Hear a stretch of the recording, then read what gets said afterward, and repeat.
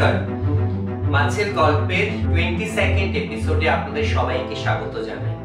আমরা যারা মাছ চাষের সঙ্গে যুক্ত এবং ভেড়ি চাষের সঙ্গে যুক্ত, আমরা প্রায় ভেড়িতে চাষ করার আগে গলদা চিংড়ি বা বাগদা চিংড়ির রেণু স্টক করি। এই রেণু পরিবহন করার সময় প্রায় সময় প্রচুর মর্টালিটি হয়।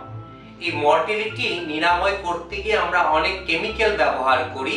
আজকে এই এপিসোডে আমি আপনাদের একটা জৈবিক পদ্ধতির কথা বলবো, যার মাধ্যমে আমরা এই মর্টালিটি নিরাময় করতে পারি। তেজপাতা যদি চিংড়ি মাছ পরিবহনের সময় ব্যবহার করা হয়, সেটা আমাদের চিংড়ি মাছের মর্টালিটি নিরাময় করতে সাহায্য করে। আশা করি এই টিপসের মাধ্যমে আপনারা উপকৃত হবেন এবং সামনের যে এপিসোডগুলো আমাদের মাছের গল্পে আসছে তাতে আগের মতনই আপনাদের সহযোগিতার হাত বাড়িয়ে দেবেন, নিজে দেখবেন এবং অন্যদেরও আমাদের মাছের গল্পের এপিসোডগুলো দেখতে অনুপ্রাণিত করবেন। নমস্কার।